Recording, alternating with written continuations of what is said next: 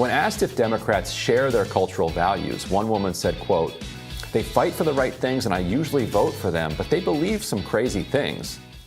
When asked which party had better policy proposals, the group overwhelmingly said Democrats.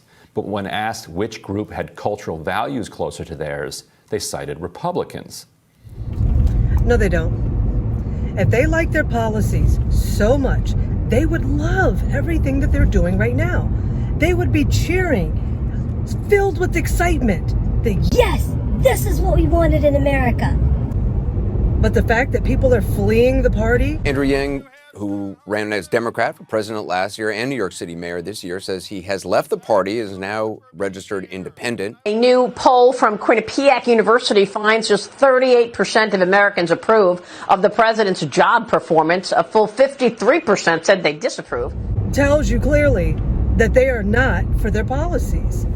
See, the problem is that they cannot distinguish between the sweet talking and what they're really about.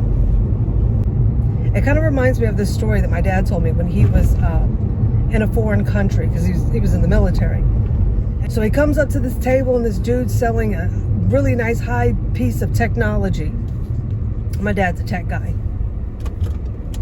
So he's thinking, great, a new toy. And he's doing it at a reasonable price. Like, this price is ridiculous. So he's super excited, makes the purchase, runs to his room. He said he opened it up and what he found in it was a brick. A brick. That is what the Democrats offer. It's a whole lot of sweet talk, but with the swift changing of hand.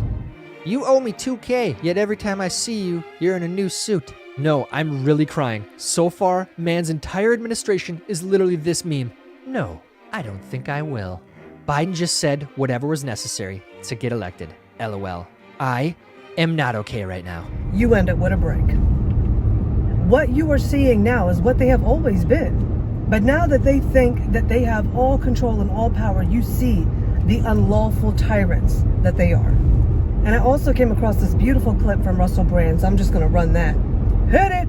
Hillary Clinton and the Democrat Party seemingly pursue power just for the sake of it, just in order to augment and fortify existing financial relationships, just to carry on with their own interests, not really to change the lives of ordinary people. I think this points to a much bigger problem, a kind of stifled and entrenched corruption that's hard to even fathom. Relationships between media, big business and political parties that prevents any real change ever happening. That there is no reason for hope or optimism from any of these figures. That they're never going to offer you any change, because change is not what they're contemplating. What they're contemplating is further fortifying and, sort of locking in their existing power bases.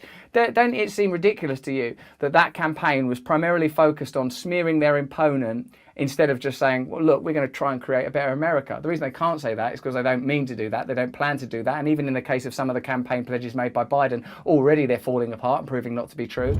And you love to see it. You love to see the Americans waking up to see what these politicians are about.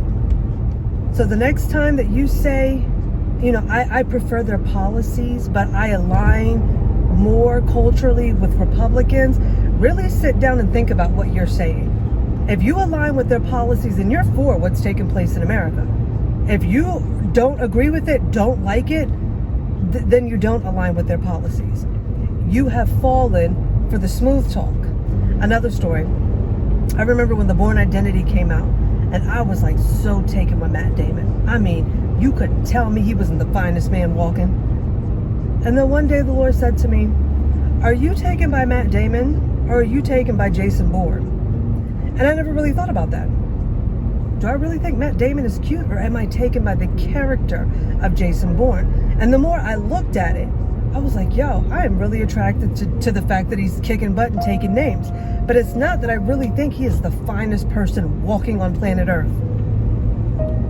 And when I was able to see that it was more of what he was presenting that I found an attraction to, now I look at things totally different. And I know that it's kind of like a far out there kind of story, but to me it kind of falls in line with the same thing. You know, do you really like what it is that they represent? Do you really like the moves that they're making? Or is what they're saying sound sweet? What they're saying sounds good. Equality, Black Lives Matter. I mean, all this stuff sounds great. Tax the 1%. It's beautiful. But do they really represent you? The policies that they push and the things that they do, is that really what you want? So yeah, I would just take everything that I think I want and really evaluate it up against the moves that they have made so far compared to what it is that's coming out of their mouth. But I hope that helps you. Grace and peace, family.